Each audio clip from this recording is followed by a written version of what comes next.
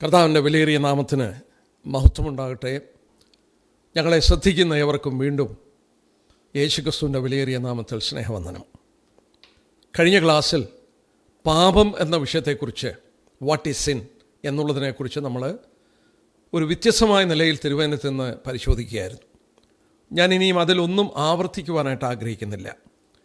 രക്ഷിക്കപ്പെട്ട ഒരു വ്യക്തിയാണോ അല്ലയോ എന്ന് സ്വയമായി പരിശോധിക്കാൻ ആ പഠനം പ്രത്യാൽ ഇടയാക്കട്ടെ. രക്ഷിക്കപ്പെട്ടുവെങ്കിൽ നമ്മുടെ കർത്താവ് ആഗ്രഹിക്കുന്ന പോലെ അവൻ്റെ ദിവ്യ സ്വഭാവം നമ്മളിൽ വെളിപ്പെടുത്തുവാനും ന്യായപ്രമാണത്തിൻ്റെ നീതി നിവർത്തിച്ചുകൊണ്ട് നമ്മൾ ദൈവം ആഗ്രഹിക്കുന്ന ഫലങ്ങൾ നമ്മളിൽ നിന്ന് തുടർച്ചയായിട്ടുണ്ടാകുവാൻ ദൈവം നമ്മളെ ഇടയാക്കട്ടെ. അല്ല എങ്കിൽ യഥാർത്ഥമായി രക്ഷിക്കപ്പെടുവാനും ദൈവം ആ പഠനം മൂലം ഇടയാക്കട്ടെ. എന്നാൽ പാപത്തിൻ്റെ പരിണിതഫലം, കോൺസിക്വൻസ് ഓഫ് സിൻ എന്നുള്ളതാണ് ഇനി നമ്മൾ എടുക്കാൻ ആഗ്രഹിക്കുന്ന ടോപ്പിക്, കോൺസിക്വൻസ് ഓഫ് സിൻ.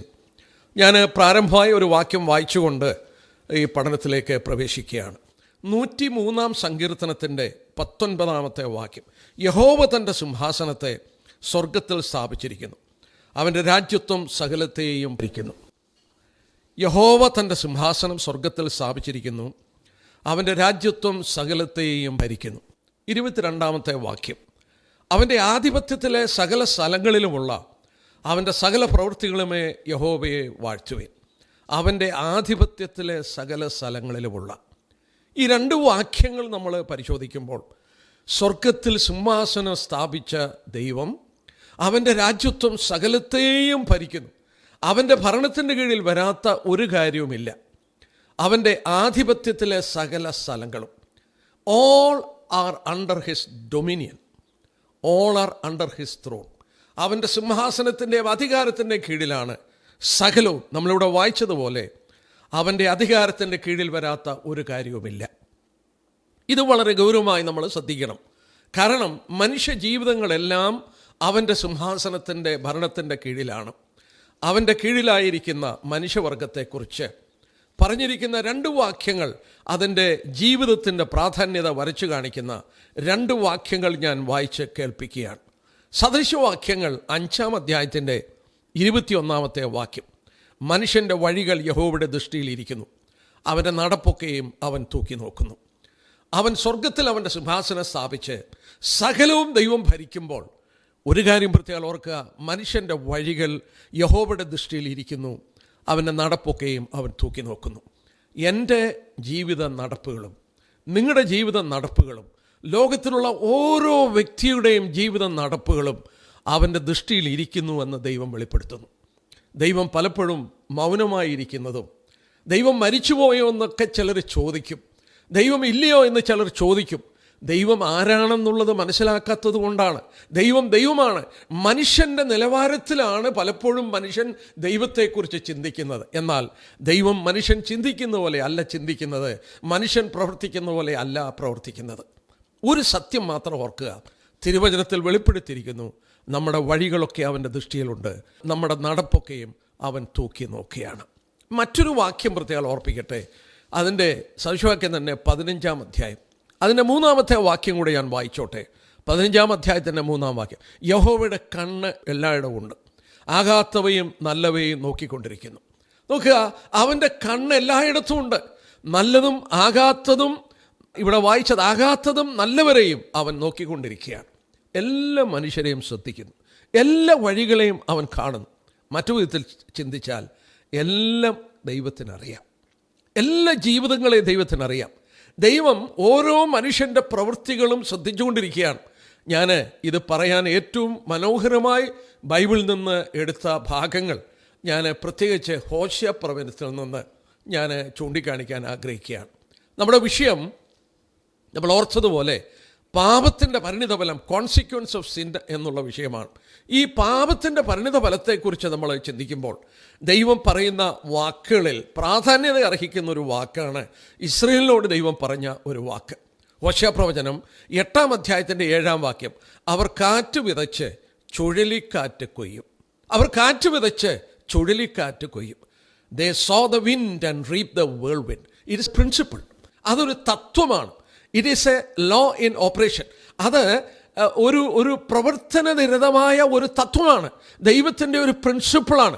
അത് ആത്മിക മണ്ഡലത്തിലും ധാർമ്മിക മണ്ഡലത്തിലും ഭൗമിക മണ്ഡലത്തിലും ഈ തത്വം കാണാൻ സാധിക്കുന്നു. ഉദാഹരണമായിട്ട് നമ്മൾ ലോകത്തിൽ ശ്രദ്ധിച്ചാൽ, ഗോതമ്പ് വിതച്ചാൽ ഗോതമ്പ് കൊയ്യും, അരി വിതച്ചാൽ അരി കൊയ്യും. എന്ത് വിത്ത് നിങ്ങൾ വിതയ്ക്കുന്നോ ആ വിത്ത് തിരിച്ചു കിട്ടും. ഞാൻ ചോദിച്ചോട്ടെ, ഗോതമ്പ് വിതച്ചാൽ പയറാണ് ഉണ്ടാകുന്നതെങ്കിൽ, ഗോതമ്പ് വിതച്ചാൽ മറ്റ് ഏതെങ്കിലും ഒരു ഫലമാണ് ഉണ്ടാകുന്നതെങ്കിൽ, it will be a total chaos. അത് സമ്പൂർണമായ ഒരു അരാജകത്വമായിരിക്കും. എന്നാൽ ദൈവത്തിൻ്റെ പ്രിൻസിപ്പിളാണ്, ഗോതമ്പ് വിതച്ചാൽ ഗോതമ്പ് കൊയ്യും, നീ അരിയാണ് വിതയ്ക്കുന്നെങ്കിൽ അരി കൊയ്യും. It is a principle. ഞാൻ ഓർപ്പിച്ച പോലെ അത് ആത്മിക മണ്ഡലത്തിലും അതുപോലെ തന്നെ ധാർമ്മിക മണ്ഡലത്തിലും ഭൗമിക മണ്ഡലത്തിലും പ്രവർത്തിച്ചു കൊണ്ടിരിക്കുന്ന ഒരു തത്വമാണ്. Reap what you so. നീ എന്ത് വിതച്ചോ നീ അത് കൊയ്തെങ്കിലേ സാധിക്കുകയുള്ളൂ. ഞാൻ വീണ്ടും 1-2 വാക്യങ്ങൾ ചൂണ്ടിക്കാണിക്കാൻ ആഗ്രഹിക്കുന്നു. ഇതുള്ള ബന്ധത്തിൽ മനുഷ്യവർഗം, ഞാനും നിങ്ങളും ദൈവത്തിൻ്റെ കണ്ണിൻ്റെ മുമ്പിലാണ്. എൻ്റെ നിങ്ങളുടെ നടപ്പുകൾ ദൈവത്തിൻ്റെ കൺമുമ്പിലാണ്. സദൃശവാക്യം 22-ാം അധ്യായത്തിൻ്റെ 8-ാം വാക്യത്തിൽ ഇങ്ങനെ വായിക്കുന്നു, നീതികേട് വിതയ്ക്കുന്നവൻ ആപത്ത് കൊയ്യും. നീതികേട് വിതയ്ക്കുന്നവൻ ആപത്ത് കൊയ്യും. എന്നാൽ അതുപോലെ തന്നെ സദൃശവാക്യം 11-ാം അധ്യായത്തിൽ എന്താ പറയുന്നതെന്ന് നോക്കാം. അതിൻ്റെ 11-ാം അധ്യായത്തിൻ്റെ 18-ാമത്തെ വാക്യത്തിൽ ഇങ്ങനെയാണ് വായിക്കുന്നത്. അവിടെ വായിക്കുന്നത് എന്താണെന്ന് ചോദിച്ചാൽ, നീതി വിതയ്ക്കുന്നവനോ വാസ്തവമായി പ്രതിഫലം കിട്ടും. നീതി വിതയ്ക്കുന്നവൻ വാസ്തവമായി പ്രതിഫലം കിട്ടും. He who sows righteousness will have a sure reward. നീതിയാണ് വിതയ്ക്കുന്നതെങ്കിൽ അവന് തീർച്ചയായിട്ടും ഒരു പ്രതിഫലം കിട്ടും. നീതികേട് വിതയ്ക്കുന്നവൻ ആപത്ത് കൊയ്തിരിക്കും. It is a principle. It is a principle. നമ്മളിൽ നിന്ന് നീതി ഉളവാകുവാൻ, ന്യായപ്രമാണത്തിന് നീതി നിവർത്തിപ്പാൻ, പാപത്തിന് മരിച്ച് നീതിക്ക് ജീവിക്കാൻ നമ്മളെ തിരഞ്ഞെടുത്തു. അബ്രഹാമിനെ തിരഞ്ഞെടുത്തു, മനുഷ്യവർഗത്തെ ദൈവം ആ വിധത്തിലൊക്കെ ഉണ്ടാക്കി.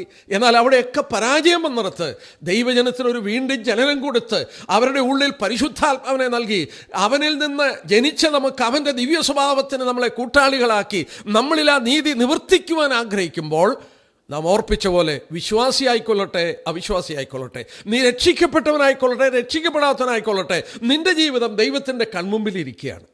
അവൻ്റെ സിംഹാസനത്തിൻ്റെ കീഴിലാണ് നീ. ദൈവം ഓർപ്പിക്കുകയാണ്, നീതികേട് വിതച്ചാൽ നീ ആപത്ത് കൊയ്തിരിക്കും. എന്നാൽ സദൃശവാക്യം 11-18 വായിച്ചു, നീതിക്ക് വിതയ്ക്കുകയാണോ വാസ്തവമായി പ്രതിഫലം. ദൈവത്തെ ഏറ്റവും ഭയപ്പെടേണ്ടതാണ്. കാരണം what you so you will reap. നീ എന്ത് ചെയ്യുന്നോ അതിൻ്റെ പ്രതിഫലം കിട്ടും. ഈ ലോകത്തിലൊന്നും അവിചാരിതമല്ല. പല സംഭവങ്ങൾ കാണുമ്പോൾ എന്തിന് എന്ന് നമുക്ക് വിധിക്കാൻ അവകാശമില്ല. പക്ഷേ മോളിലിരിക്കുന്ന സിംഹാസനത്തിലിരിക്കുന്ന ദൈവം നീതിയല്ലാതെ ഒരു കാര്യവും ചെയ്യില്ല. ന്യായമായി വിധിക്കുന്ന, മുഖപക്ഷമില്ലാതെ ഇടപെടുന്ന ദൈവം. ഞാൻ ഓർപ്പിച്ചു കൊള്ളട്ടെ, വളരെ ഭയത്തോടുകൂടെ ജീവിക്കേണ്ട ഒരു ജീവിതമാണ് ദൈവം മുമ്പാകെ മനുഷ്യവർഗത്തിൻ്റെ ജീവിതം. എന്നെ കേൾക്കുന്ന നിങ്ങൾ ദൈവമക്കളായിക്കൊള്ളട്ടെ, നിങ്ങൾ ദൈവമക്കളല്ലാത്തവരായിക്കൊള്ളട്ടെ, ഹൂ എവർ യു ആർ, നിങ്ങൾ ചെയ്യുന്നത് തിരിച്ച് നിങ്ങൾക്ക് വരും. What you so you will reap. നിങ്ങൾ എന്താണോ ചെയ്ത് അത് തിരിച്ചു വന്നിരിക്കും. It is a principle. It is a principle of God. ഞാൻ ഓർപ്പിച്ച പോലെ ധാർമ്മിക ജീവിതത്തിലും ആത്മിക ജീവിതത്തിലും ഭൗമിക ജീവിതത്തിലും ഈ തത്വം നടന്നുകൊണ്ടിരിക്കുന്നു. അത് ദൈവത്തിൻ്റെ തത്വമാണ്. മറ്റൊരു വാക്യം ഞാൻ ഗലാത്യലേഖനത്തിൽ നിന്ന് വായിക്കുകയാണ്. ഗലാത്യലേഖനം 6-ാം അധ്യായത്തിലേക്ക് നമ്മൾ കടന്നു വരുമ്പോൾ ഇത് ഊന്നിപ്പറയുന്ന ഭാഗം ഞാൻ ചൂണ്ടിക്കാണിക്കാം. ഗലാത്യലേഖനം 6-ാം അധ്യായത്തിൻ്റെ 7 തൊട്ടുള്ള വാക്യം നോക്കാം. നമ്മൾ വായിക്കുന്നത് ഇങ്ങനെയാണ്, ദൈവത്തെ പരിഹസിച്ചുകൂടാ, മനുഷ്യർ വിതയ്ക്കുന്നത് തന്നെ കൊയ്യും. ഒന്നുകൂടി ഞാൻ വായിക്കട്ടെ. ദൈവത്തെ പരിഹസിച്ചുകൂടാ, മനുഷ്യർ വിതയ്ക്കുന്നത് തന്നെ കൊയ്യും. ജഡത്തിൽ വിതയ്ക്കുന്നവൻ ജഡത്തിൽ നാശം കൊയ്യും, ആത്മാവിൽ വിതയ്ക്കുന്നവനോ ആത്മാവിൽ നിത്യജീവനെ കൊയ്യും. നോക്കിയേ ആ വാക്യം, ദൈവത്തെ പരിഹസിച്ചുകൂടാ. You cannot mock God. നിങ്ങൾക്ക് ദൈവത്തെ പരിഹസിച്ചുകൂടാ. നിങ്ങൾ എന്താണോ വിതയ്ക്കുന്നത് അത് കൊയ്തിരിക്കും. ജഡത്തിലാണ് വിതയ്ക്കുന്നതെങ്കിൽ ജഡത്തിൽ നാശം കൊയ്യും, ആത്മാവിലാണെങ്കിൽ നിത്യജീവനെ കൊയ്യും. പൗലോസിവിടെ 2 വിധമായ സോയിൽ, 2 വിധമായ നിലത്തെ പൗലോസ് കാണിക്കുകയാണ്.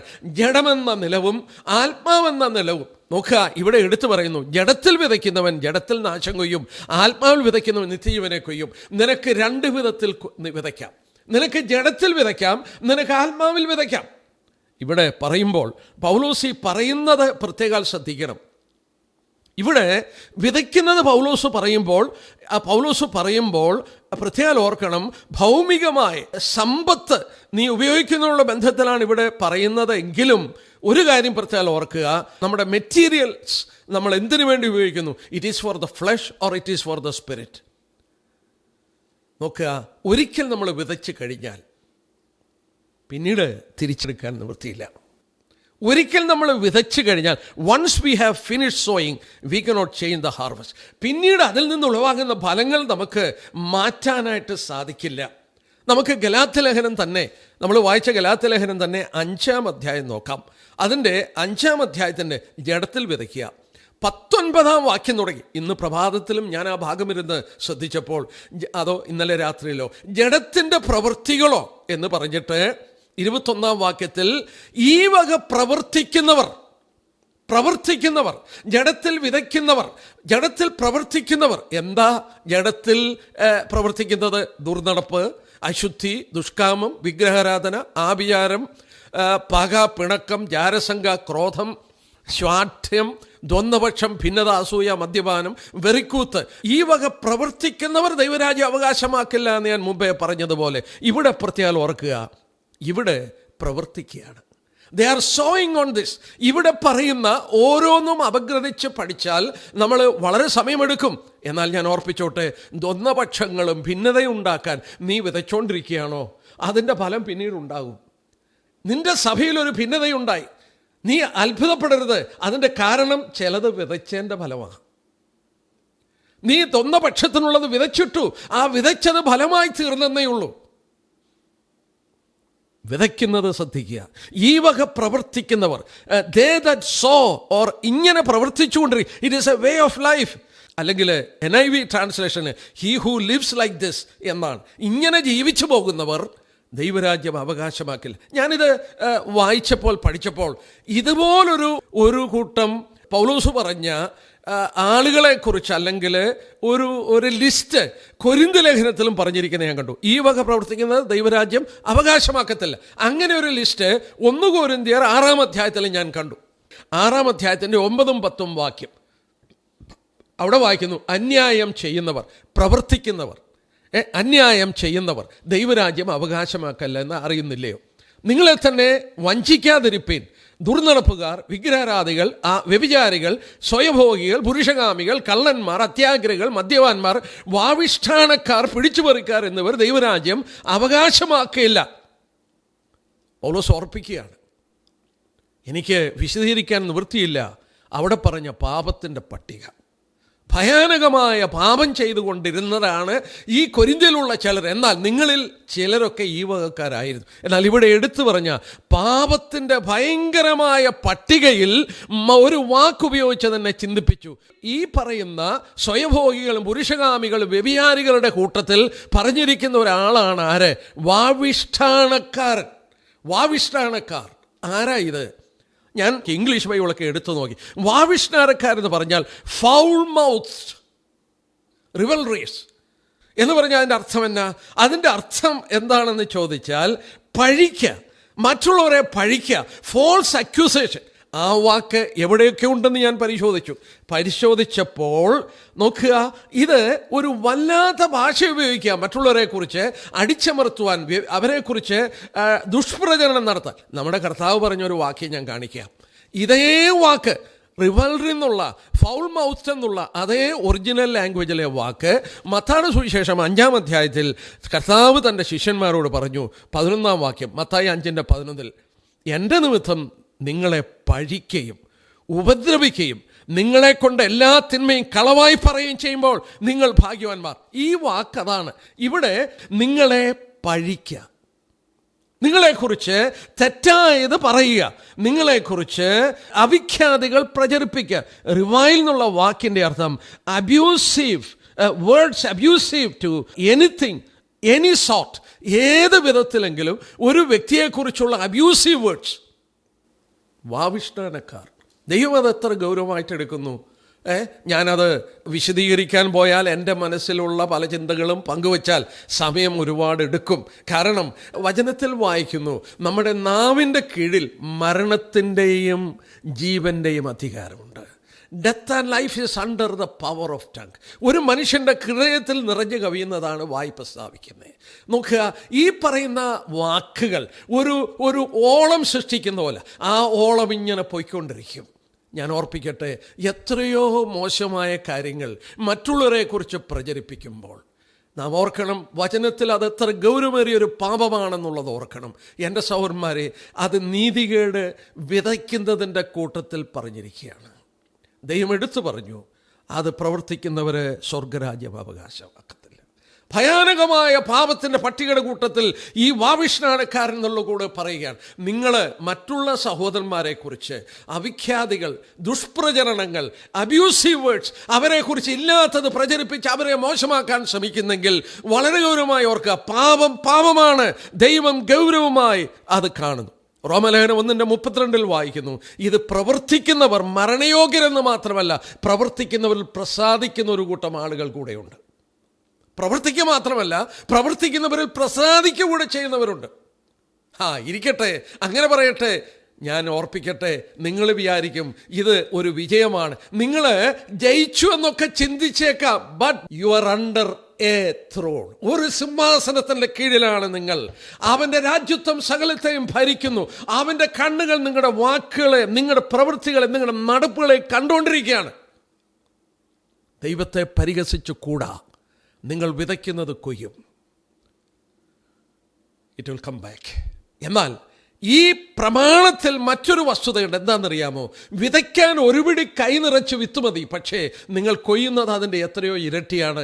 നമ്മൾ പാടത്ത് വിതയ്ക്കുമ്പോൾ ഒരു കൊട്ടയിലുള്ള വിത്ത് മതി വിതയ്ക്കാൻ, പക്ഷേ ഒരു ലോറി നിറച്ച് അത് കൊയ്തെടുക്കാനായിട്ട് കിട്ടുകയാണ്. It will multiply. That is a law of multiplication. ഒന്നാമത്തെ തത്വം, നീ വിതയ്ക്കുന്നത് നിനക്ക് തിരിച്ചു വരും. ദൈവത്തെ പരിഹസിച്ചു കൂടാ. നീ ജഡത്തിൽ വിതയ്ക്കുകയാണെങ്കിൽ ജഡത്തിൽ നാശം കൊയ്തിരിക്കും. ആത്മാവിൽ വിതയ്ക്കുകയാണോ നിത്യജീവനെ കൊയ്യും.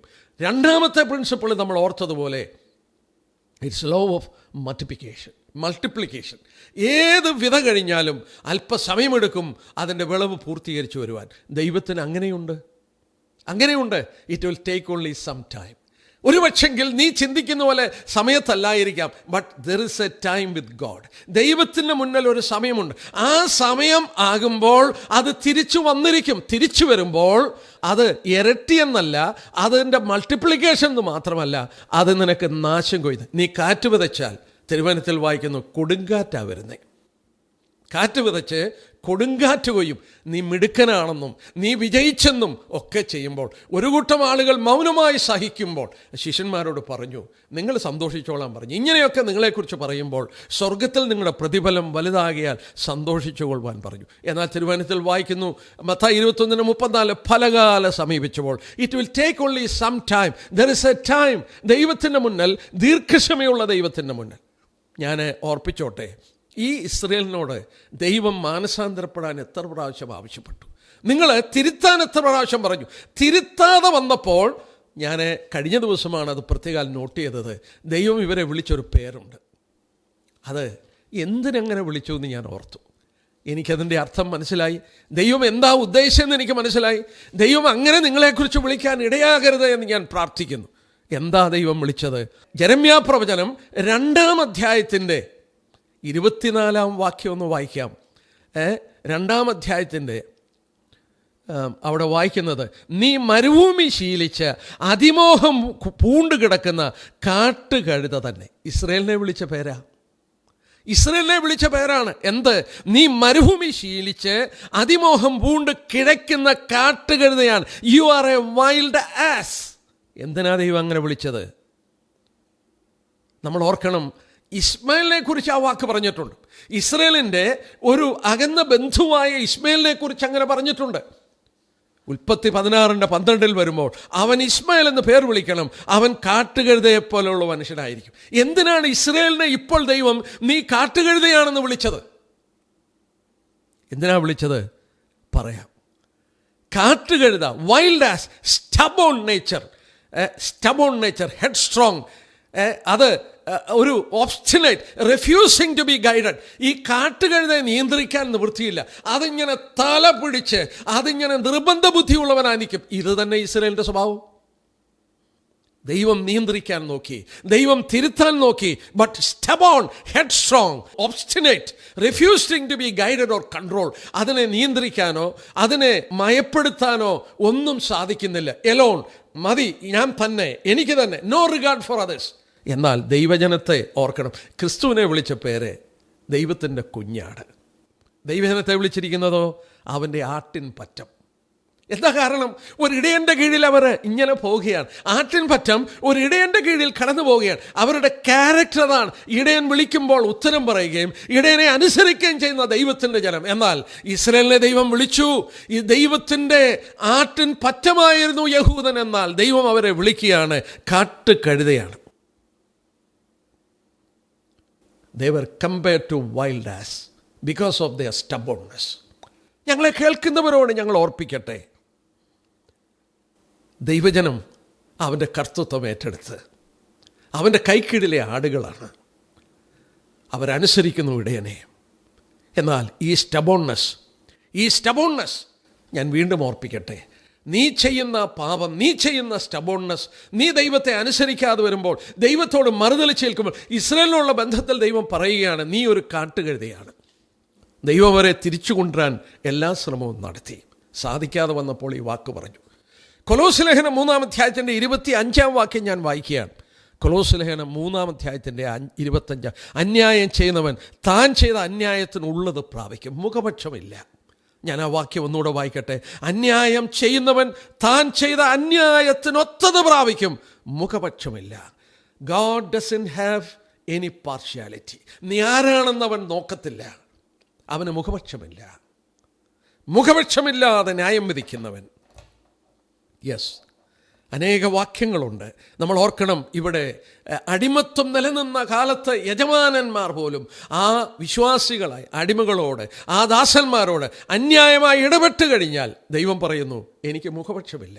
നീ ചെയ്ത അന്യായത്തിന് തക്കവണ്ണം നീ പ്രാപിക്കും. Consequence of your sin, be sure you are going to have that consequence. അതാണ് ദൈവം ഇവിടെ പറഞ്ഞത്. അന്യായം ചെയ്യുന്നവൻ താൻ ചെയ്ത അന്യായത്തിന് തക്കത് പ്രാപിക്കും, മുഖപക്ഷമില്ല. ഓ, വളരെ ഗൗരവമായി ഓർക്കുക. വീണ്ടും ഞാൻ ഓർപ്പിക്കട്ടെ, sin is very serious before God. ദൈവത്തിൻ്റെ മുന്നിൽ പാപം വളരെ ഗൗരവമാണ്. മുഖപക്ഷമില്ലാതെ, പാർഷ്യാലിറ്റി ഇല്ലാതെ ആളുകൾ ഒത്തിരി ഉള്ളത് കൊണ്ട് അവരെ അങ്ങ് വിടുക എന്ന് ദൈവം ചിന്തിക്കത്തില്ല. ലോകം മുഴുവൻ നശിക്കുവാൻ തക്കവണ്ണം ജലപ്രളയത്തിൽ ലോകത്തെ മുക്കി അതിനെ നശിപ്പിച്ചു കളയുവാൻ ദൈവം തീരുമാനിച്ചത് എന്തുകൊണ്ടാണ്?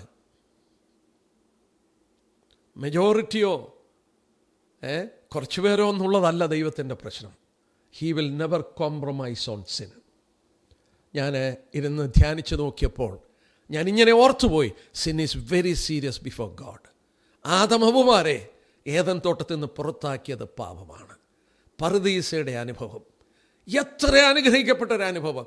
ദൈവം നട്ട് ഡിസൈൻ ചെയ്ത തോട്ടം അനുഗ്രഹങ്ങൾ അനുഭവിച്ചു കൊണ്ടിരുന്നു. Because of their disobedience they were driven out of that garden. ആ തോട്ടം അവർക്ക് നഷ്ടമായി. പുരാതന ലോകം നമ്മളൊന്ന് ആലോചിക്കുക. അന്ന് ജീവിച്ച സകല മനുഷ്യരും, നോഹയും കുടുംബം ഒഴിച്ച്, അവരെ മുഴുവൻ ജലപ്രളയത്തിൽ മുക്കിക്കൊന്നത് പാപമാണ്. അതുവരെ പുറത്താക്കിയത് പാപമാണ്. നമ്മൾ വീണ്ടും വായിക്കുന്നു, ഇസ്രായേൽ മക്കൾ അവർ ഒരു രാഷ്ട്രമായി തീരുന്നത് ഈജിപ്തിലാണ്.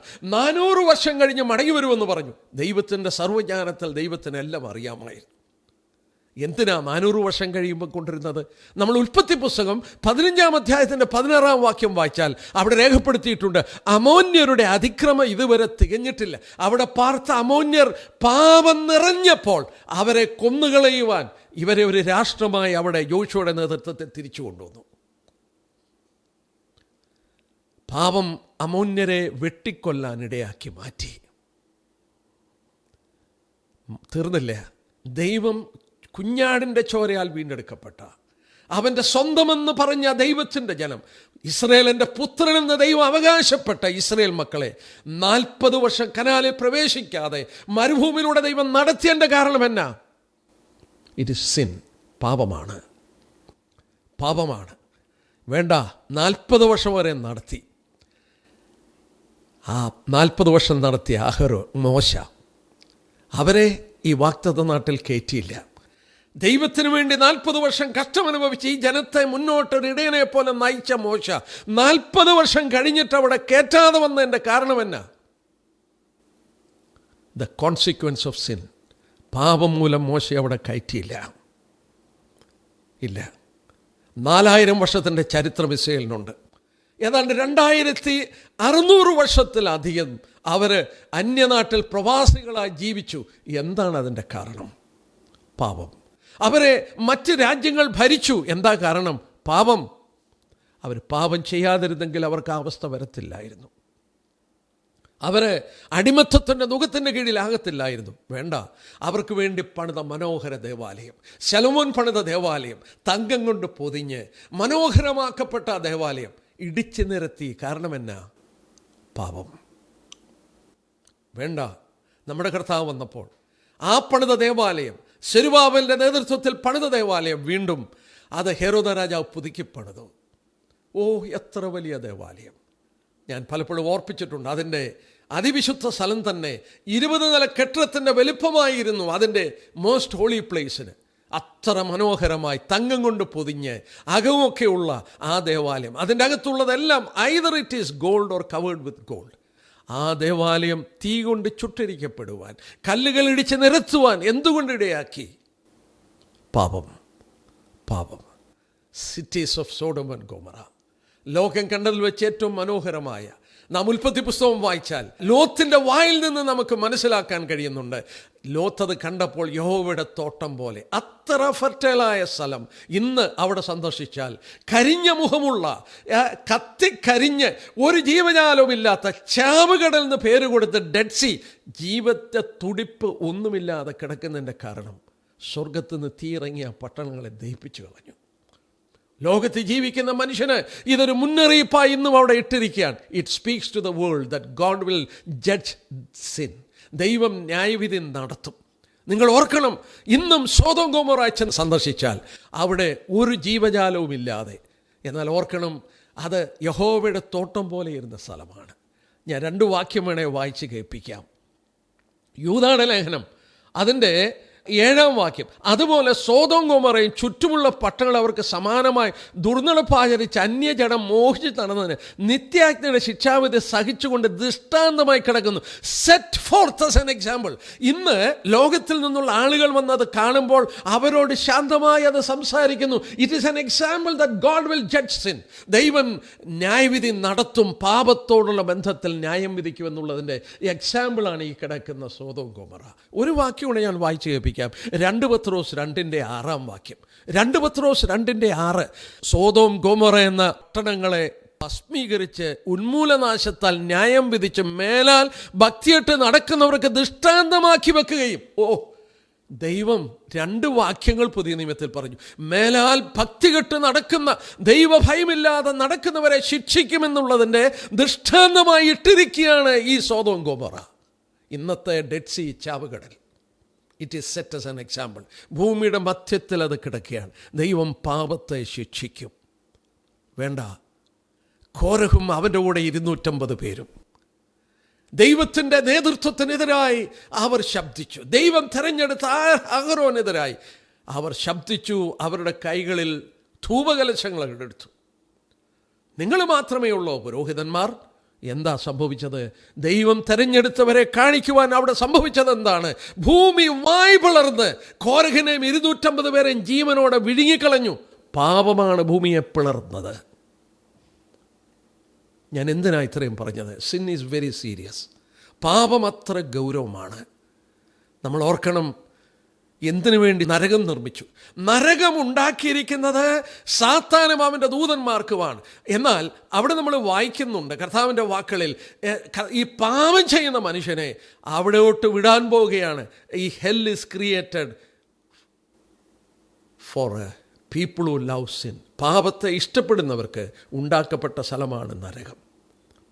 വേണ്ട, ഒരു വാക്കൂടെ പറഞ്ഞ് ഞാൻ വിടട്ടെ. എന്തിനാണ് ദൈവത്തിൻ്റെ പുത്രൻ ഈ ഭൂമിയിൽ വന്നത്? കർത്താവായ യേശു ക്രിസ്തു ഈ ഭൂമിയിൽ എന്തിനു വന്നു? പാപത്തിന് പരിഹാരമുണ്ടാക്കാൻ. ദൈവത്തിൻ്റെ പുത്രൻ ക്രൂശിൽ മരിക്കുന്നത് പാപത്തിന് പരിഹാരമുണ്ടാക്കാൻ. ഞാൻ ഇരുന്ന് ചിന്തിച്ചപ്പോൾ, ഞാനിരുന്ന് ധ്യാനിച്ചപ്പോൾ ഞാൻ ഇങ്ങനെ ചിന്തിച്ചു. മോശ, കർത്താവ് സാക്ഷ്യം പറഞ്ഞു, ദൈവം സാക്ഷ്യം പറഞ്ഞു, ഭൂലോകത്തിലുള്ള സകല മനുഷ്യരും സൗമ്യൻ. He was the meekest person who lived on this earth. അത്ര സൗമ്യനായ മനുഷ്യനാണ് മോശ. ആ മോശയുടെ പ്രാർത്ഥന നമ്മൾ വായിക്കുന്നുണ്ട്. മോശയെ ദൈവം വാഗ്ദത്ത നാട്ടിൽ കയറ്റിയില്ല, ഒരു പാപം ചെയ്തു. മോശയെ സ്പെയർ ചെയ്തില്ലെങ്കിൽ ആ പാപം എത്ര ഗൗരവമാണ്.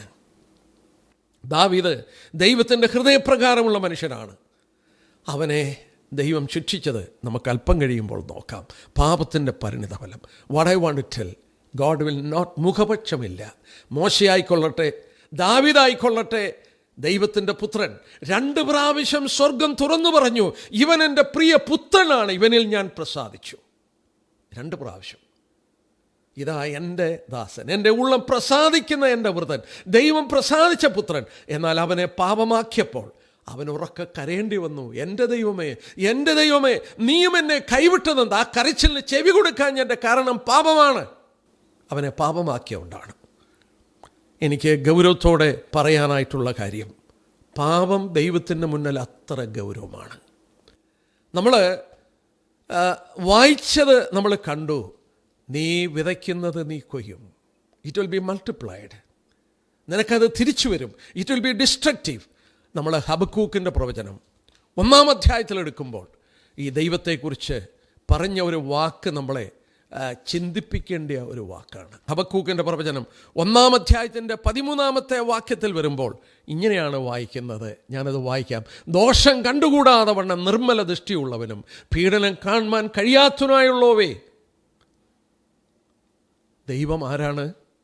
ദോഷം കണ്ടുകൂടാതെ വണ്ണം നിർമ്മല ദൃഷ്ടിയുള്ളവൻ, പീഡനം കാണുവാൻ കഴിയാത്തവൻ, ദോഷം കണ്ടുകൂടാതെ വണ്ണം നിർമ്മല ദൃഷ്ടി. Habakkuk cried aloud. ദൈവത്തിന് എന്താ? Because of violence. യഹൂദയിൽ സംഭവിക്കുന്ന വയലൻസ് മൂലം, അവിടെ സംഭവിക്കുന്ന അതിക്രമങ്ങൾ മൂലം. നോക്കിയ ഹബക്കൂക്കിൻ്റെ അതേ അധ്യായത്തിൻ്റെ 2-3 വാക്യം നോക്കാം. യഹോവേ, എത്രത്തോളം ഞാൻ അയ്യം വിളിക്കുകയും നീ കേൾക്കാതിരിക്കുകയും ചെയ്യും. സാഹസനിമിത്തം ഞാൻ എത്രത്തോളം നിന്നോട് നിലവിളിക്കുകയും നീ രക്ഷിക്കാതിരിക്കുകയും ചെയ്യും. നീ എന്നെ നീതികേട് കാണുമാറാക്കുന്നത്, പീഡനം വെറുക്കാതെ നോക്കുന്നതും എന്തിന്? കവർച്ചയും സാഹസം എൻ്റെ മുമ്പിലുണ്ട്, കലഹം നടക്കുന്നു, ശണ്ടകുളവായി വരുന്നു. യെസ്, ഭയങ്കരമായ അതിക്രമം ഇസ്രയേലിൽ നടക്കുകയാണ്. നീ എന്തിനാണ് ഇതെന്നെ കാണിക്കുന്നതെന്ന് പ്രവാചകൻ ചോദിക്കുന്നു. നോക്കുമ്പോൾ അവിടെ നമ്മളിങ്ങനെ വായിക്കുന്നു, ന്യായവിധി ഉടനെ വരും. 5-ാം വാക്യം, ജാതികളുടെ ഇടയിൽ ദൃഷ്ടി വെച്ച് നോക്കുവിൻ, ആശ്ചര്യപ്പെട്ട് വിസ്മയിപ്പിൻ. ഞാൻ നിങ്ങളുടെ കാലത്തൊരു പ്രവൃത്തി ചെയ്യും, അത് വിവരിച്ചാൽ നിങ്ങൾ വിശ്വസിക്കില്ല. ഞാൻ ഉഗ്രതയും വേഗതയുള്ളൊരു ജാതിയായ കൽദേരെ ഉണർത്തും. അവർ തങ്ങളുടേതല്ലാത്ത വാസസ്ഥലങ്ങളെ കൈവശമാക്കും. ദൈവം പറയുകയാണ്, കൽദേരെ, ബാബിലോണിയരെ ഞാൻ ഉണർത്തും. ബാബിലോണിയരെ ഉണർത്തി വരും. 9-ാം വാക്യം നോക്കി, അവർ ഏവരും സംഹാരത്തിനായി വരുന്നു. അവരുടെ മുഖം മുമ്പോട്ട് ബന്ധപ്പെടുന്നു. അവർ മണൽ പോലെ ബദ്ധന്മാരെ പിടിച്ചു ചേർക്കുന്നു. ഇസ്രയേലിനോട് എത്ര പ്രാവശ്യം ദൈവം പറഞ്ഞു, എത്ര പ്രാവശ്യം ദൈവം പറഞ്ഞു, നീ വിതച്ചാൽ, നീ മാനസാന്തരപ്പെടുന്നില്ലെങ്കിൽ നീ വിതയ്ക്കുന്നത് കൊയ്യും. They will sow what they will reap. അവർ കാറ്റ് വിതച്ചു, എന്നാൽ വിതച്ചതിൻ്റെ ഫലമായി ദൈവം പറയുക, ഞാൻ ബാബിലോണ്യരെ ഉണർത്തും. അവർ മണൽ പോലെ ആളുകളെ പിടിച്ചുകൊണ്ട് പോവും. ഞാൻ ഈ ഭാഗം പഠിച്ചപ്പോൾ ഒരു കാര്യം പ്രത്യേകം ഓർത്തു. There is a government. We come under the government of our heavenly father. ഞാൻ ഒരു വാക്യം വായിക്കാം. 1 പത്രോസ് 1-ാമത്തെ വാക്യം നമ്മളെ അത് പഠിപ്പിക്കുന്നു. ഈ വിഷയത്തോടുള്ള ബന്ധത്തിൽ നമ്മൾ ശ്രദ്ധിക്കേണ്ട ഒരു ഭാഗമാണ് 1 പത്രോസ് 1-ാം അധ്യായത്തിൻ്റെ 17-ാമത്തെ വാക്യം. മുഖപക്ഷം കൂടാതെ ഓരോരുത്തൻ്റെ പ്രവൃത്തിക്ക് തക്കവണ്ണം ന്യായം വിധിക്കുന്നവനെ നിങ്ങൾ പിതാവെന്ന് വിളിക്കുന്നെങ്കിൽ നിങ്ങളുടെ പ്രവാസകാലം ഭയത്തോടെ കഴിപ്പീൻ. നിങ്ങളുടെ വാക്യം ഒന്നുകൂടെ വായിക്കും. മുഖപക്ഷം കൂടാതെ ഓരോരുത്തൻ്റെ പ്രവൃത്തിക്ക് തക്കവണ്ണം ന്യായം വിധിക്കുന്നവൻ. Sin and its consequence. ദൈവത്തിന് മുഖപക്ഷമില്ല. മുഖപക്ഷം കൂടാതെ ഓരോരുത്തരുടെ പ്രവൃത്തിക്ക് തക്കവണ്ണം ന്യായം വിധിക്കുന്നു. നിങ്ങൾ പിതാവെന്ന് വിളിക്കുന്നു. It is the government of our father. നമ്മുടെ പിതാവിൻ്റെ ആ രാജ്യത്തിൻ്റെ സ്വഭാവമാണ്. ഇസ്രയേലിനോട് പറഞ്ഞു, ഇസ്രയേൽ എൻ്റെ പുത്രനാണ്. നമ്മൾ പുറപ്പാട് ദിവസം 4:22 വായിക്കുന്നു, ഇസ്രയേൽ എൻ്റെ പുത്രനാണ്. ശരിയാണ്. എന്നാൽ നമ്മൾ ഹബക്കൂക്കിൽ വായിച്ചു, മണൽ പോലെ ആളുകളെ പിടിച്ചു കൊണ്ടുപോകത്തക്കവണ്ണം കൽദേരെ ദൈവം ഉണർത്തിയതിൻ്റെ കാരണം എന്നാ? അവൻ കാറ്റ് വിതച്ചു, ആ കൊടുങ്കാറ്റ് കൊയ്യാൻ തുടങ്ങി. അവരുടെ കുഞ്ഞുങ്ങൾ ബദ്ധരായിപ്പോയി. അവരുടെ വീടുകൾ ഇടിച്ചു നിരത്തി. അവരുടെ മനോഹരമായ ദേവാലയം ഇടിച്ച് അത് നശിപ്പിച്ചു. എത്ര പേരെ ഒന്നാലോചിച്ച്, കുടുംബമായി പാർത്തിരുന്ന ഭാര്യമാരും കുഞ്ഞുങ്ങളെയും അവരെ ചങ്ങല കൊണ്ട് ബന്ധിച്ച് അവരെ അടിമകളായി വലിച്ചിഴച്ചുകൊണ്ട് ആ പിതാക്കന്മാരെയൊക്കെ വാളുകൊണ്ട് വെട്ടിക്കൊന്ന് അവരെ വലിച്ചടിച്ച് അടിമകളായി കൊണ്ടുവന്നു. കൊടുങ്കാറ്റ്, മൾട്ടിപ്ലിക്കേഷൻ, അവർ ചെയ്തതിൻ്റെ എത്രയോ ഇരട്ടിയായി അവർ കൊടുക്കേണ്ടി വരികയാണ്. അവർ വിതച്ചതിൻ്റെ എത്രയോ ഇരട്ടി അവർ കൊടുക്കേണ്ടി വന്നു. ഞാൻ ഓർപ്പിക്കട്ടെ, കോൺസിക്വൻസ് ഓഫ് സിൻ, പാപത്തിൻ്റെ പരിണിത ഫലം. ഇസ്രയേലിൻ്റെ ചരിത്രം മുഴുവൻ, പഴയ നിയമത്തിൻ്റെ ഏടുകൾ മുഴുവൻ നമ്മളെ പഠിപ്പിക്കുന്ന ഒരു സത്യം, വാട്ട് ദേ ഹാവ് റീപ്ഡ്, അവർ കൊയ്തതൊക്കെ അവർ വിതച്ചതാണ്. മോശയൊന്ന് ചിന്തിച്ച് നോക്കാം.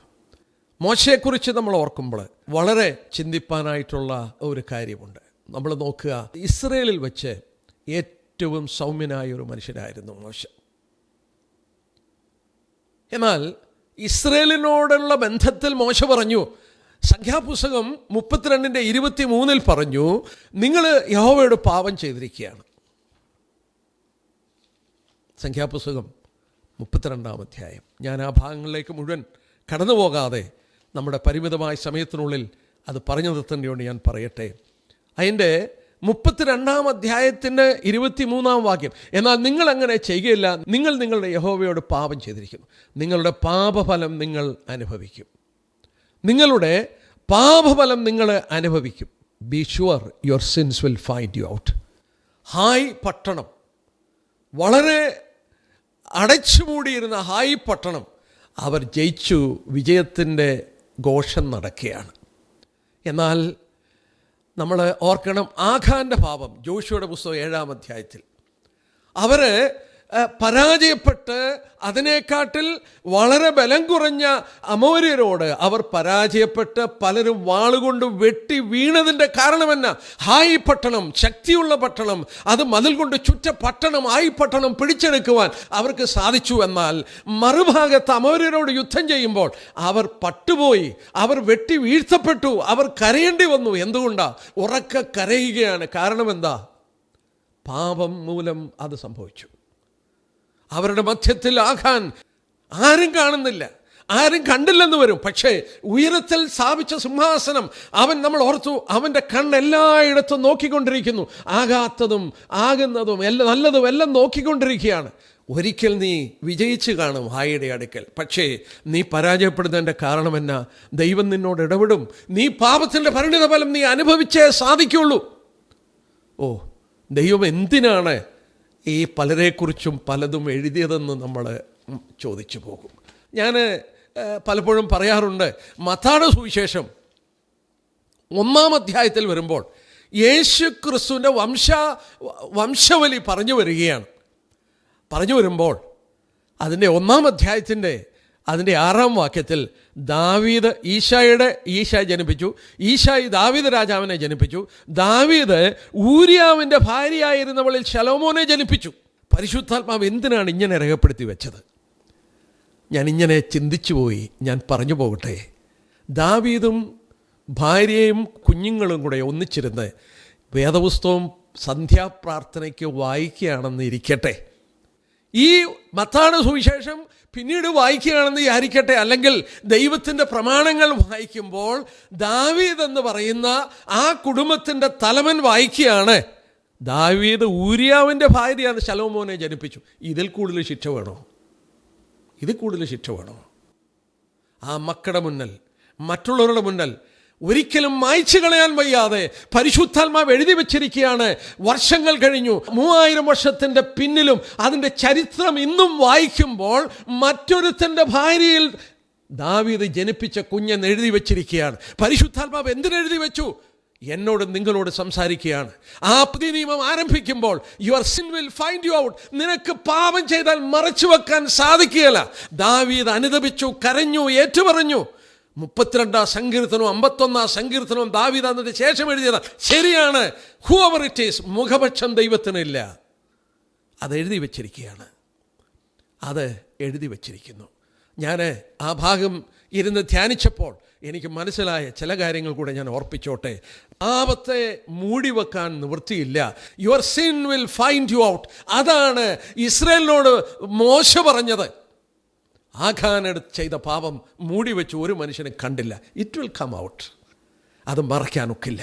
2 ശമൂവേൽ 12-ാം അധ്യായം എടുക്കുമ്പോൾ ഈ സംഭവം ഊരിയാവിൻ്റെ ഭാര്യയായ ആയിട്ടുള്ള ദാവീദിൻ്റെ ബന്ധം, ബത്ശബയിലുള്ള കുഞ്ഞിൻ്റെ ജനനവും മരണവും ഒക്കെ ഇവിടെ രേഖപ്പെടുത്തിയിട്ടുണ്ട്. 2 ശമൂവേൽ 12-13-14 വാക്യം വായിക്കുമ്പോൾ നാഥാൻ പ്രവാചകൻ വന്ന് ഒരു കഥ പറയുകയാണ്.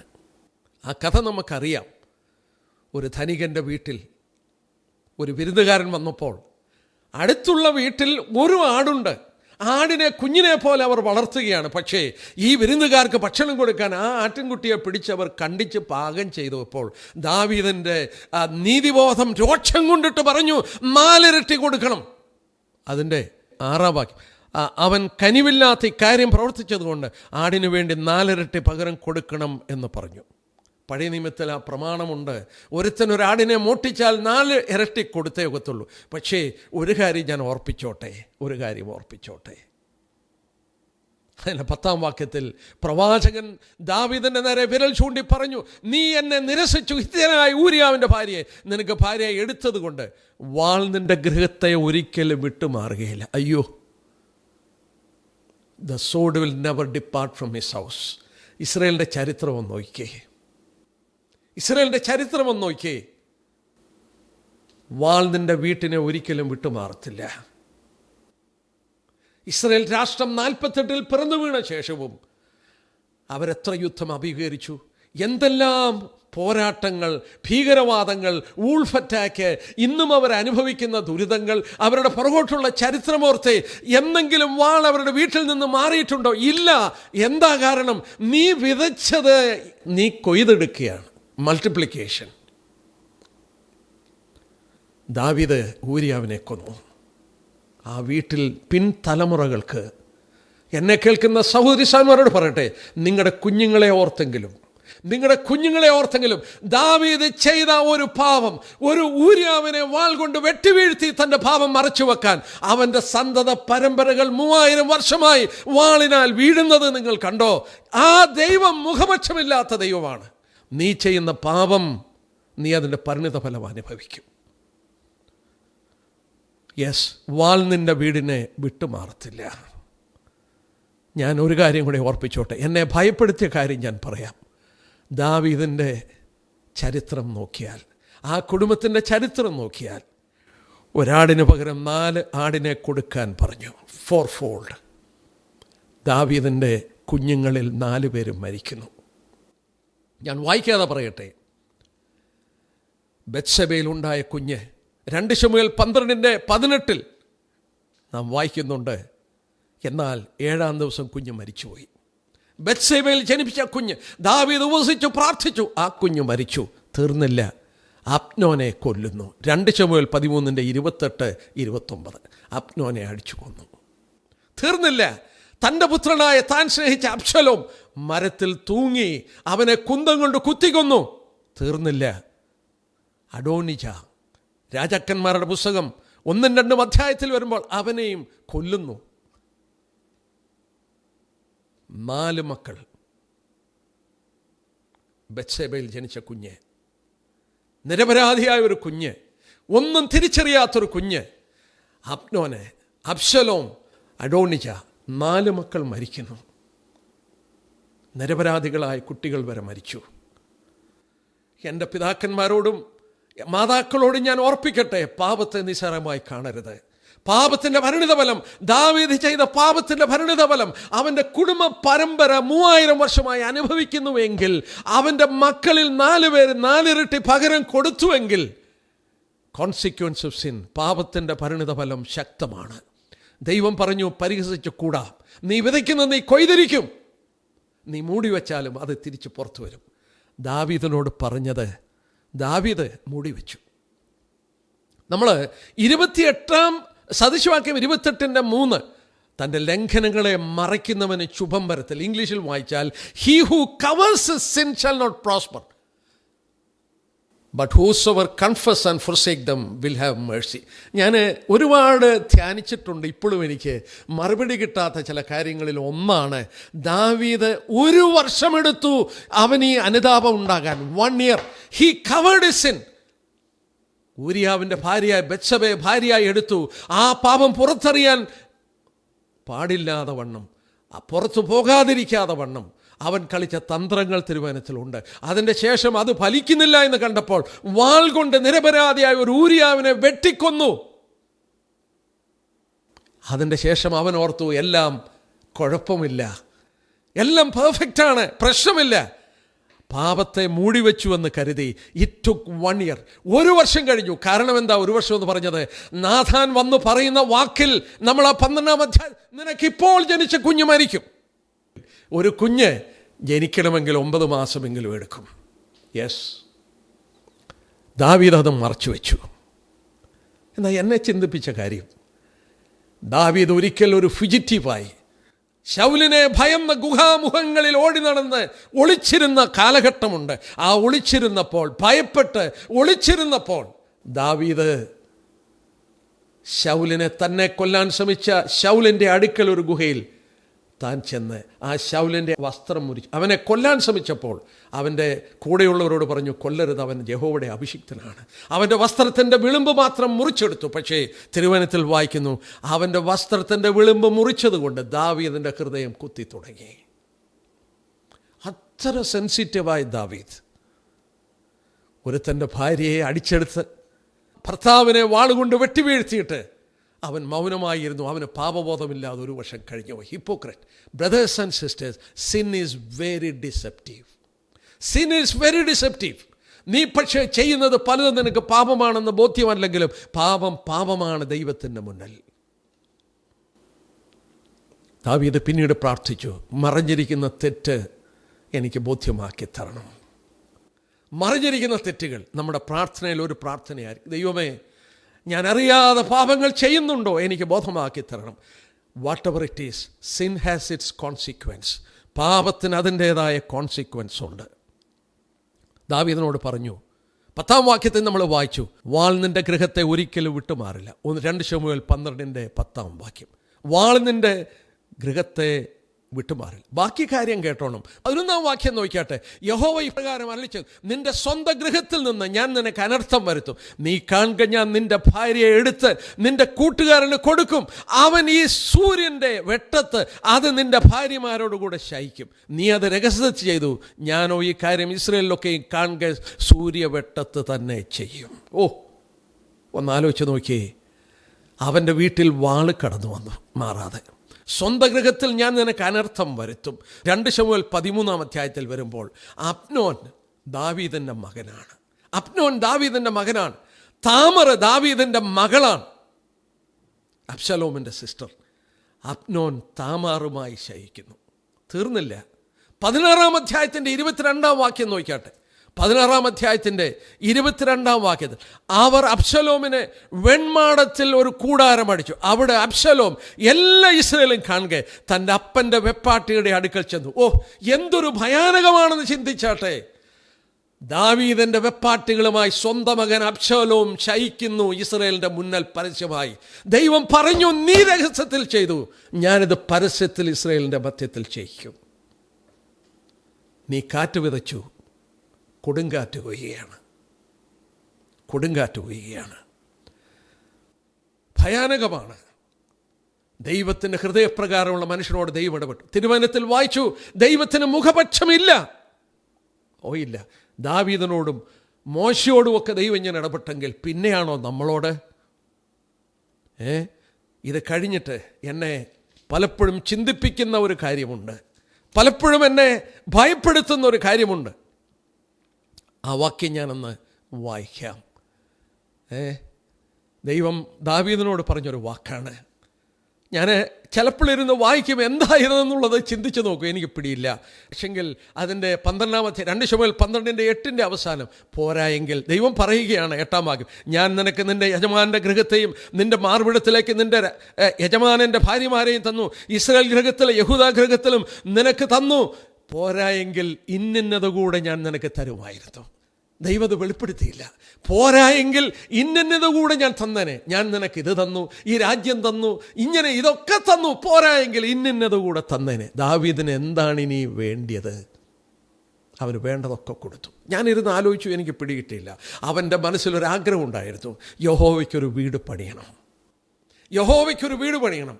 ദൈവം അനുവദിച്ചില്ല. കാരണം ഊരിയാവിനെ കൊന്ന രക്തം അവൻ്റെ കൈകളിലുണ്ട്. ആ രക്തം പുരണ്ട കൈകൾ കൊണ്ട് ദൈവത്തിൻ്റെ വീട് പണിയാൻ ദൈവം അനുവദിച്ചില്ല ദാവീദിനെ. അറ്റ്ലീസ്റ്റ് അവൻ അതിനു വേണ്ട സാമഗ്രികൾ കൂട്ടി. പാപത്തിൻ്റെ ഗൗരവം ഒന്ന് ചിന്തിച്ചു നോക്കുക. Sin is serious. Sin has it consequence. നമ്മൾ ചിന്തിച്ചു കൊണ്ടതുപോലെ അതിൻ്റെ മൾട്ടിപ്ലിക്കേഷൻ ദാവീദിൻ്റെ ജീവിതത്തിൽ തിരുവചനത്തിൽ നമുക്ക് മനസ്സിലാക്കി തരുന്ന ഏറ്റവും ഭയാനകമായ പാഠങ്ങളാണ്. സന്തത പരമ്പരകൾ അനുഭവിക്കുന്നു ദാവീദ് ചെയ്ത പാപത്തിൻ്റെ ഫലം. ദൈവം എന്തിനിത് എഴുതി വെച്ചു? ദൈവം എന്തിനെഴുതി വെച്ചു? എൻ്റെ പ്രിയപ്പെട്ട എൻ്റെ ഇളയ സഹോദരന്മാരോട് ഞാൻ പറയട്ടെ, ഭക്തന്മാരായ മാതാപിതാക്കളുണ്ടായിരുന്നു.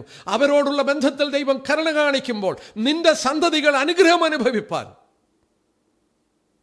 നീ ദൈവത്തെ ഭയപ്പെട്ട് ജീവിക്കുക. ദൈവത്തെ ഭയപ്പെട്ട് ജീവിക്കുക. അവൻ്റെ സിംഹാസനം സ്വർഗത്തിൽ സ്ഥാപിച്ച് ആ സിംഹാസനത്തിന് കീഴിൽ നിൻ്റെ ജീവിതം വരുന്നു. അവൻ്റെ കണ്ണുകൾ സകലവും കണ്ടുകൊണ്ടിരിക്കുന്നു. ഞാൻ ഒരു കാര്യം കൂടെ പറഞ്ഞ് നിർത്താൻ ശ്രമിക്കാം. സംഖ്യാപുസ്തകം 12-ാം അധ്യായം ഒന്ന് എടുക്കാം. Numbers chapter 12 മോശയോടുള്ള ബന്ധത്തിലാണ്. അവിടെ 2-3 വാക്യം.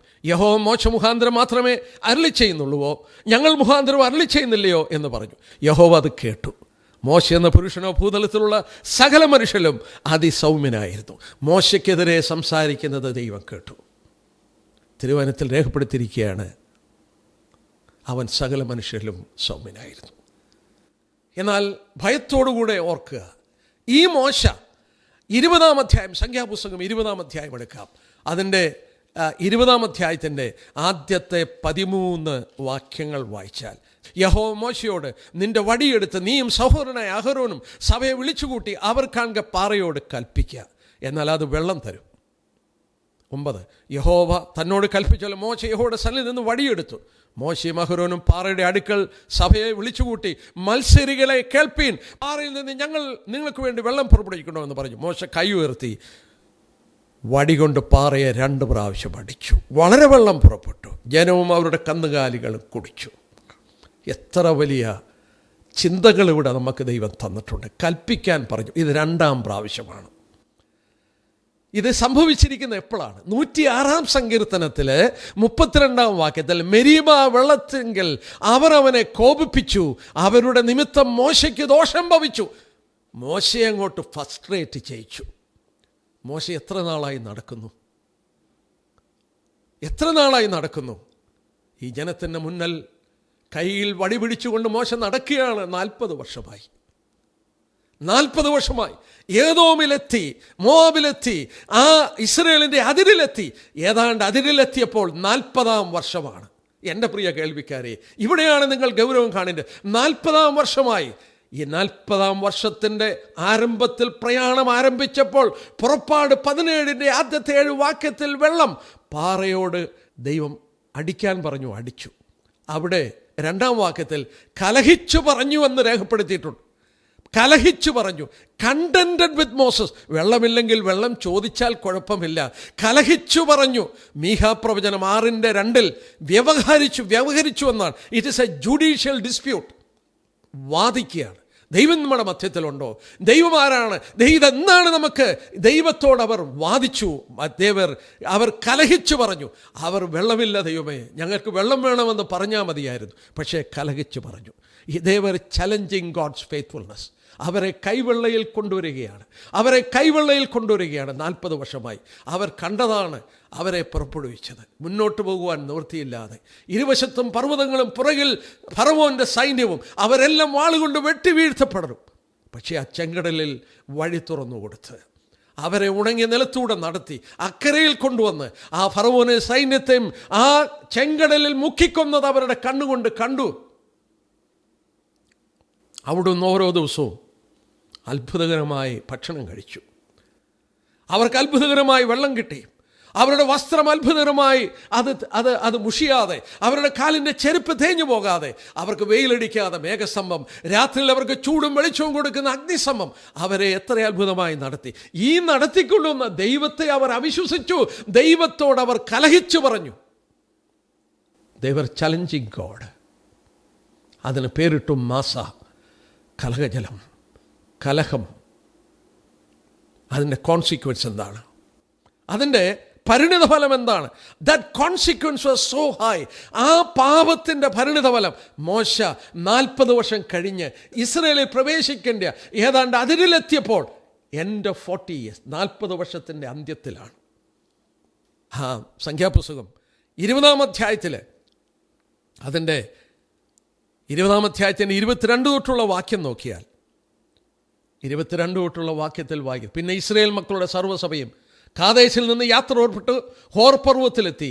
ഏദോം ദേശത്തിൻ്റെ അതിരിലുള്ള ഹോർ പർവ്വതത്തിൽ യഹോവ മോശയോടും അഹരോനോടും അരുളി, അഹരോൻ തൻ്റെ ജനത്തോട് ചേരും. കലഹജലത്തിങ്കൽ നിങ്ങൾ എൻ്റെ കൽപ്പന മറുത്തതുകൊണ്ട് ഞാൻ ഇസ്രായേൽ മക്കൾ കൊടുത്തിരിക്കുന്ന ദേശത്തിലേക്ക് അവർ കടക്കേൽ. അഹരോൻ മരിക്കുന്നു. ഏലിയാസാറിനെ കൂട്ടി ഹോർ പർവ്വതത്തിൽ കൊണ്ടുപോയി. അവൻ്റെ ഹോർ പർവ്വതത്തിൽ കൊണ്ടുപോയി അവൻ്റെ വസ്ത്രം ഊരി ഏലിയാസാറിനെ ധരിപ്പിച്ചു. അഹരോൻ മരിച്ചു. അവിടെ അടക്കി. തീർന്നില്ല. മോശ അനുഭവിച്ച കോൺസിക്വൻസ്. പാറയോട് കൽപ്പിക്കാൻ പറഞ്ഞപ്പോൾ അവൻ അടിച്ചു. നാം ആവർത്തനം 32 വരുമ്പോൾ ബൈബിളിൽ രേഖപ്പെടുത്തിയിട്ടുള്ള സങ്കടകരമായ പ്രാർത്ഥന.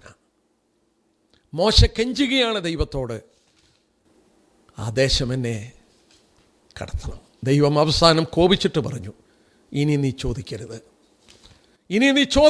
നിന്നെ ഞാൻ കടത്തത്തില്ല. ദൈവം എത്ര സ്ട്രിക്റ്റാണ്. നീ എന്നെ ശുദ്ധീകരിക്കായക കൊണ്ട് ജനത്തിൻ്റെ മുന്നിൽ വെച്ച് ഞാൻ പറഞ്ഞത്, ദൈവമേ, കഴിഞ്ഞ 40 വർഷം ഞാൻ അനുഭവിച്ചു വരികയല്ലോ, നീ എന്നോട് മിണ്ടരുത്, നീ എന്നോട് ചോദിക്കരുത്, നിന്നെ ഞാൻ കടത്തത്തില്ല.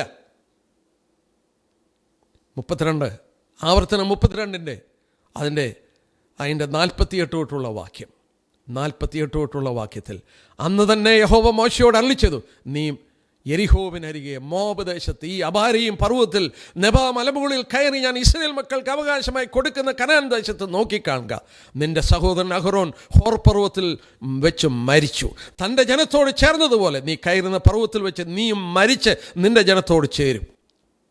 നിങ്ങൾ സീൻ മരുഭൂമിയിലെ കാദേശിലെ കലഹജലത്തിൽ ഇസ്രായേൽ മക്കളുടെ മധ്യ വെച്ച് എന്നോട് അകൃത്യം ചെയ്യുകൊണ്ട്, ഇസ്രായേൽ മക്കളുടെ മധ്യ വെച്ച് എന്നെ ശുദ്ധീകരിക്കായ കൊണ്ട് തന്നെ നീ ദേശത്തെ നിന്റെ മുന്നിൽ കാണും, എങ്കിലും ഞാൻ ഇസ്രായേൽ മക്കൾക്ക് കൊടുത്ത ദേശത്ത് നീ കടക്കില്ല. That consequence of sin was so great. ആ പരിണിത ഫലം, ഇറ്റ് വാസ് സോ ഹ്യൂജ്. അവൻ 40 വർഷം എന്തിനു വേണ്ടി നടന്നു? 40 വർഷം എന്തവൻ സഹിച്ചു? 40 വർഷം അവൻ അനുഭവിച്ചതും അവൻ സഹിച്ചതും എല്ലാം അവിടെ കൊണ്ടുവന്ന് ആ കലമുടച്ചതുപോലെ എവ്രിതിങ് ഈസ് ഗോൺ. അവനെ ദൈവം കടത്തിയില്ല. ഞാൻ എൻ്റെ വാക്കുകൾ ഇവിടെ നിർത്തുകയാണ്. ഒരു കാര്യം പറഞ്ഞാൽ നിർത്താം. പാപത്തോട് നമുക്ക് ഗൗരവമായി മാത്രമേ കാണാൻ സാധിക്കുള്ളൂ. പാപം കണ്ടുകൂടാതെ വണ്ണം നിർമ്മല ദൃഷ്ടിയുള്ള ദൈവം. നിൻ്റെ വഴികൾ എൻ്റെ വഴികൾ അവൻ്റെ കൺമുമ്പിലുണ്ട്. നമ്മൾ കണ്ടു, ഈ ഭൂമിയെപ്പോലും ഈ സകല മാനവരാശി വെള്ളത്തിൽ മുക്കിക്കൊന്നു പാപം മൂലം. മോശയ്ക്കും ദാവീദിനും സംഭവിച്ചത് നമ്മൾ കണ്ടു. ഞാനിവിടെ നിർത്തുന്നു. Sin is very serious and its consequence is very serious. ഞാനും ഒരു പക്ഷെങ്കിൽ ഞാൻ ചെയ്യുന്നത് എൻ്റെ തലമുറകളും അനുഭവിക്കാം. ദാവീദ് ചെയ്ത പാപം പിൻതലമുറകൾ അനുഭവിക്കാതിരിക്കാം, പക്ഷേ അനുഭവിക്കാം. It's a warning. It's a great warning. മോശയുടെ ജീവിതം, ഇത്ര സൗമ്യനായ മനുഷ്യനെ ദൈവം ഇത്ര ഗൗരവമായി ഇടപെട്ടെങ്കിൽ ഇതെത്ര ഗൗരവപൂർണ്ണമാണ്. പാപം എന്തെന്നുള്ളത് നമ്മൾ കണ്ടു. അതിൻ്റെ പാപത്തിൻ്റെ പരിണിത ഫലത്തെക്കുറിച്ച് ചിന്തിച്ചു. അടുത്ത ക്ലാസ്സിൽ ഈ പാപം ദൈവമക്കളുള്ള ബന്ധത്തിൽ യോഹന്നാൻ രേഖപ്പെടുത്തി മരണത്തിനുള്ള പാപമുണ്ട്. മോശ മരിച്ചു, മരണത്തിനുള്ള പാപം നമുക്കുമുണ്ട്. അതിനെക്കുറിച്ച് അടുത്ത ക്ലാസ്സിൽ നമുക്ക് ശ്രദ്ധിക്കാം. വളരെ ഭയത്തോടെ ദൈവത്തെ സ്നേഹിക്കാം, അവനെ അനുസരിക്കാം. നമ്മുടെ ഭാഗത്തുള്ള കുറവുകളെ ഏറ്റുപറയാം. അവൻ്റെ ദയയ്ക്ക് വേണ്ടി നമുക്ക് ചോദിക്കാം. നാം തിരുവചനത്തിൽ ഓർത്തു നമ്മുടെ പാപങ്ങളെ ഏറ്റുപറയുന്നുവെങ്കിൽ നമ്മുടെ സകല പാപങ്ങളും നമ്മളോട് ക്ഷമിച്ച് സകല അനീതിയും നമ്മളെ പോക്കി ശുദ്ധീകരിപ്പാൻ അവൻ വിശ്വസ്തനും നീതിമാനുമാണ്. അവൻ്റെ സന്നിധിയിൽ ഓടി അണയാം. ദൈവം നമ്മെ സഹായിക്കട്ടെ. അവൻ്റെ വലിയ നാമം മഹത്വപ്പെടുമാറാകട്ടെ.